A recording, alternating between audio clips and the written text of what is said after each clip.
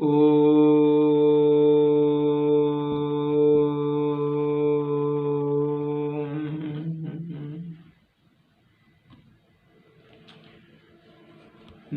जी।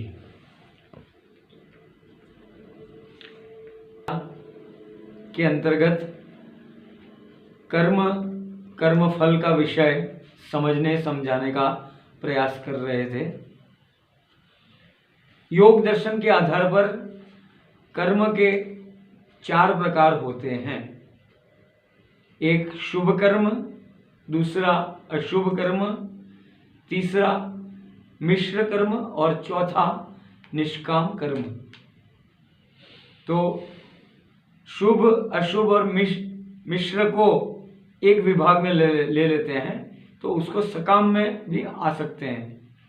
शुभ कर्म सकाम भावना से भी किया जाता है और निष्काम भावना से भी किया जा सकता है।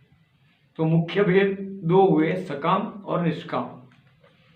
इसको भी समझना जरूरी है, सकाम क्या है और निष्काम क्या है। सकाम कर्म वे कर्म हैं जिन कर्मों के करने के पीछे का आशय कुछ लौकिक उपलब्धि पाना होता है। लौकिक फल की चाहना से जो काम किया जाता है उसका नाम सकाम कर्म। एक व्यक्ति व्यायाम कर रहा है और उसका उद्देश्य क्या है कि मैं एक पहलवान बन जाऊं, मुझे मेडल मिले, तो ये उसका सकाम कर्म है। और एक व्यक्ति धर्मात्मा है और ईश्वर भक्त है, वो भी व्यायाम करता है, उसका उद्देश्य है कि मैं शरीर को पुष्ट और बलवान रखूंगा, ईश्वर की भक्ति करूंगा। ये निष्काम कर्म हो गया। तो भावना के आधार पर सकाम और निष्काम होते हैं। अब एक प्रश्न ये भी आता है कि निष्काम कर्म के पीछे भी कुछ तो भावना होती है, ईश्वर प्राप्ति की भावना होती है। यह फल तो हर कोई चाहता है कि मुझे ईश्वर प्राप्त हो जाए, मेरे सारे दुख हट जाए, मैं मोक्ष को प्राप्त कर लूं। तो यहाँ पर यह समझना चाहिए कि सकाम और निष्काम में यही अंतर है कि जो लौकिक इच्छाओं को लेकर के कर्म किए जाते हैं उनको सकाम कहते हैं, और जो ईश्वर की इच्छा लेकर के किए जाते हैं, ईश्वरीय सुख की इच्छा को लेकर के किए जाने वाले कर्मों को निष्काम कहते हैं। तो ये 4 प्रकार के कर्म हो गए। सारे कर्मों का फल हमें मिलता है, कोई भी कर्म निष्फल नहीं जाता है। और अपना कर्म हम किसी दूसरे को भी नहीं दे सकते हैं कि भाई मेरा कर्म है और मैं आपको कुछ इतना इतना धन राशि दे देता हूँ, मेरा आप जो है कर्म ले लीजिए। जैसे कि नेपाल आदि देश में ऐसी परंपरा है कि वहाँ कोई राजा का देहावसान होता है, तो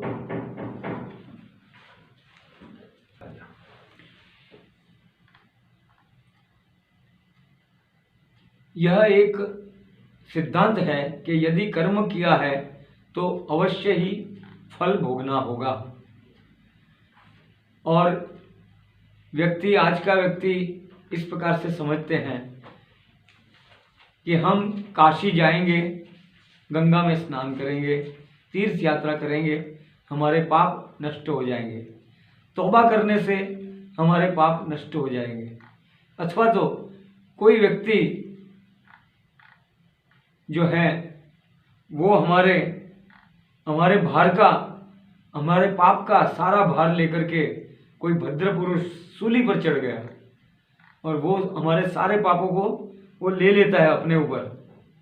तो ऐसी मान्यताएं जो रखते हैं, और जो नेपाल देश का मैं उदाहरण दे रहा था कि जब वहाँ पर राजा का देहावसान होता है तो उस राज्य में से किसी ब्राह्मण समाज के व्यक्ति को बहुत सारा धन दे करके उसका सत्कार किया जाता है और उसके ऊपर धार्मिक विधि विधान किए जाते हैं कि ये राजा के जितने भी पाप थे इस ब्राह्मण को हमने दे दिए और वो ब्राह्मण उस नेपाल राज्य को, देश को छोड़ देता है, वहाँ से चला जाता है।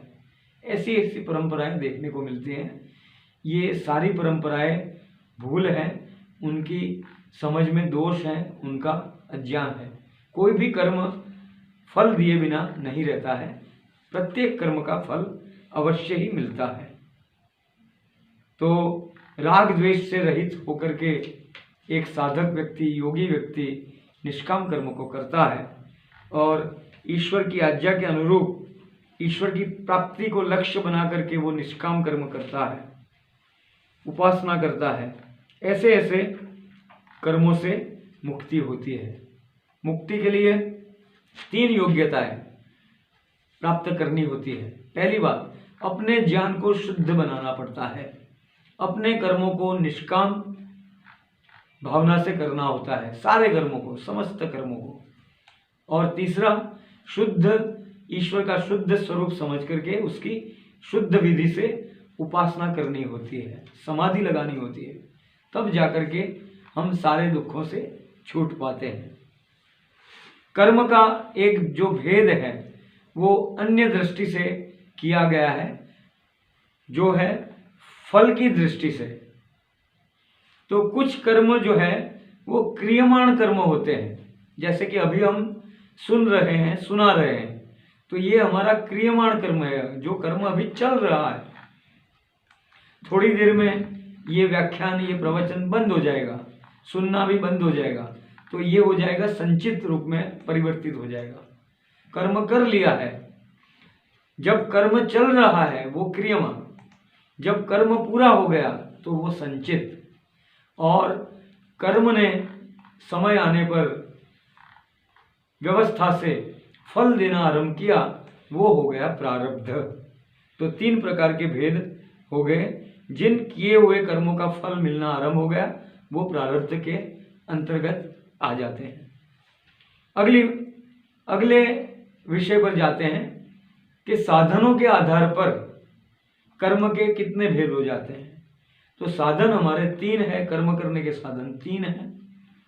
हमारे पास मन है, मन से कुछ कर्म करते हैं, वो शुभ भी होते हैं, अशुभ भी होते हैं। हमारे पास दूसरा साधन वाणी है, वाणी से भी हम कुछ शुभ कर्मों को करते हैं, कुछ अशुभ कर्मों को करते हैं। और तीसरा साधन है शरीर, तो कुछ शारीरिक कर्म शुभ होते हैं और कुछ शारीरिक अशुभ कर्म भी होते हैं। तो न्याय दर्शन में इसका विवेचन आता है कि 10 शुभ कर्म होते हैं, तो इसमें 3 मन के, 4 वाणी के और 3 शरीर के हैं शुभ, और 10 कर्म उससे विपरीत अशुभ भी हैं। तो उसकी गणना थोड़ी कर लेते हैं मोटी मोटी। शरीर, वाणी और मन से जो हम 10 शुभ कर्मों को करते हैं और 10 अशुभ कर्मों को करते हैं, उनको स्क्रीन पर दिखाने का प्रयास किया है। तो इसको हम देखेंगे कि हम शुभ कर्म जो करते हैं 10, उसमें से 3 शरीर के हैं। पहली बात, रक्षा करना, किसी की हम रक्षा करते हैं, ये शुभ कर्म है। रक्षा करना, और दूसरा है दान देना, और तीसरा है शरीर से सेवा करना। तो इन 3 शुभ कर्मों को दान, रक्षा और सेवा, रक्षा, दान और सेवा, ये शरीर के 3 शुभ कर्म हो गए। और ऐसे ही वाणी से हम जो कर्म करते हैं वो 4 संख्या में है। पहली बात, वाणी से सत्य बोलना, वाणी से मधुर बोलना, और वाणी से हितकर बोलना, और वाणी से सार्थक बोलना, अथवा दूसरे शब्दों में स्वाध्याय करना, अर्थात वेद आदि शास्त्रों का पढ़ना और पढ़ाना, उसमें जो हम बोलते हैं उसको स्वाध्याय कहा जाता है। तो ये 4 वाणी से शुभ कर्म हुए। और ऐसे ही मन से हम दया भावना रखना, सबका कल्याण हो ऐसी भावना रखना, दया की भावना रखना। और अस्पृहा, ये थोड़ा एक कठिन शब्द है जिसका अर्थ है अनिच्छा। किसकी अनिच्छा? कि किसी दूसरे के वस्तु की लेने की, अन्यायपूर्वक लेने की जो इच्छा होती है उसको रोकना, यानी कि ऐसी बिल्कुल इच्छा न रखना, अस्पृहा कही जाती है। और 10वां है आस्तिकता। ये मन का कर्म है, अर्थात मानना। जो वस्तुएं हैं, जैसे कि कर्म है, पुनर्जन्म है, ईश्वर है, आत्मा है, ये सारे इन विषयों को, ध्यान है, परमात्मा है, इन सब विषयों को जो है, जिनकी सत्ता है, जिनके आधार पर हमारा जीवन चलता है और उन्नति को प्राप्त होता है या अवनति को प्राप्त होता है, इनको स्वीकार करना, ये आस्तिकता है। आस्तिकता का अर्थ ये नहीं है कि ईश्वर में मानना, ईश्वर की आज्ञाओं का पालन करना, ये सच्चे अर्थों में आस्तिकता है। शाब्दिक ज्ञान तो कईयों को होता है, परंतु जब व्यवहार में रखते हैं वही सच्ची आस्तिकता होती है। अगले विषय को देखते हैं कि अशुभ कर्म कौन कौन से होते हैं। शरीर से हम यदि रक्षा करते हैं तो उसी शरीर से हम किसी की मारपीट करके और हत्या करके हिंसा भी करते हैं, ये अशुभ कर्म हो गया। और शरीर से हम दान देते हैं तो उससे विपरीत चोरी जो है वो अशुभ कर्म है। और शरीर से सेवा करते हैं तो उसके विपरीत हम शरीर से दुराचार, व्यभिचार आदि कुकर्मों को करते हैं, ये शरीर का अशुभ कर्म है। वाणी से हम झूठ बोलते हैं, ये वाणी का अशुभ कर्म है। वाणी से हम निंदा करते हैं, ये भी वाणी का अशुभ कर्म है। वाणी से कठोर बोलना, कठोर वचनों को बोलना, किसी को मूर्ख कहना, जैसे कि मैं आज ही अपने मित्र को उदाहरण दे रहा था कि भाई किसी को मूर्ख नहीं कहना चाहिए। अथवा तो आपस में बातचीत करते हैं कि अमुक अमुक व्यक्ति मूर्ख है, तो वो कठोर शब्द है। उसको ऐसे भी कह सकते हैं वो थोड़ा भोला है, अथवा तो वो अज्ञानी है। इस प्रकार के शब्दों का भी हम प्रयोग करके एक शिष्ट भाषा को बोल सकते हैं, कठोर भाषा को नहीं बोलना चाहिए। और प्रसिद्ध उदाहरण तो है ही, जो व्यक्ति आंखों से विकलांग है, जिसकी आंखों से वो बाधित है, देख नहीं पा रहा है, उसको हम अंधा कहते हैं, कह सकते हैं, लेकिन वो धर्म नहीं है, शुभ कर्म नहीं है। उसको सूरदास कहना चाहिए, प्रज्ञा चक्षु कहना चाहिए, अथवा तो आजकल हमारे माननीय प्रधानमंत्री जी ने जैसे कहा है उस प्रकार से उसको दिव्यांग कहना चाहिए। तो ये वाणी से कठोर बोलना, ये वाणी का अशुभ कर्म है। और आगे चलते हुए वाणी का चौथा अशुभ कर्म है व्यर्थ बोलना, अफवाह फैलाना, तिल का ताड़ कर देना, ये है वाणी का अशुभ कर्म। तो इससे भी हमें बचना चाहिए। मन से जो हम 3 प्रकार के अशुभ कर्म करते हैं, उसमें से एक तो है द्रोह। मन में हिंसा की भावना रखना, वो है द्रोह। जब मानसिक स्वरूप में होती है कि मेरा पड़ोसी दुष्ट है, मैं उसकी टांग तोड़ूंगा, ये मन में जो भावना है हिंसा की, द्वेष की भावना है, उसका नाम द्रोह है। इसने मेरा 10 लोगों के बीच में अपमान किया था, मेरा समय आएगा मैं उसका 50 लोगों के बीच में, 100 लोगों के बीच में अपमान करूंगा और बड़ा अपमान करूंगा। ये भावना द्रोह की भावना है। अगला अशुभ कर्म है स्पृहा, अर्थात किसी दूसरे के द्रव्य का अन्यायपूर्वक ग्रहण करने की मन में इच्छा होती है। कि एक व्यक्ति किसी मित्र के यहाँ गया, उसने देखा कि इसके पास तो 3 मोबाइल फोन हैं और बढ़िया बढ़िया अच्छे हैं, तो ये 3 का तो क्या करता होगा, एक व्यक्ति 3 फोन का क्या उपयोग करता होगा। ये कभी मुझे दान दे देवे, ये मेरा मित्र जो है वो मुझे भेंट दे देवे, गिफ्ट दे देवे, ऐसी मन में भावना लाना वो है स्पृहा, इच्छा करना।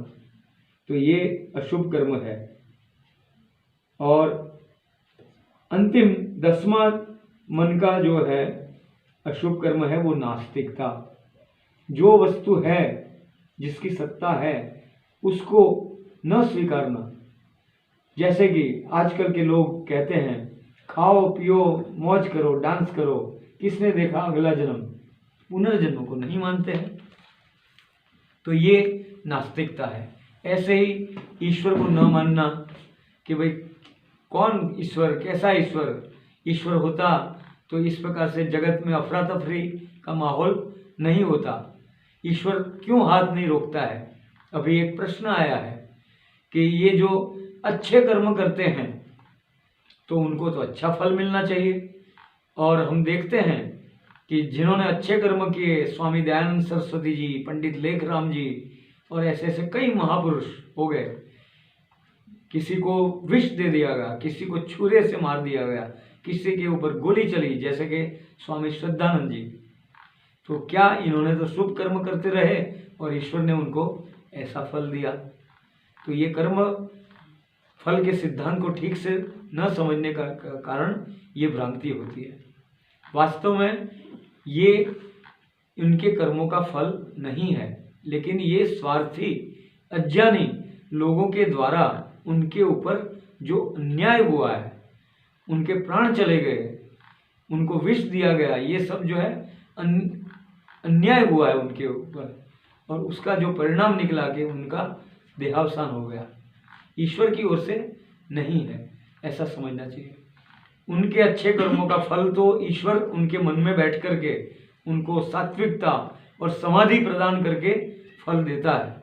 आगे चल करके उनके निष्काम कर्म संपूर्ण होने पर, 100% निष्काम कर्म होने पर उनको मुक्ति भी ईश्वर की ओर से प्रदान की जाती है, ऐसा समझना चाहिए। ओम शांति।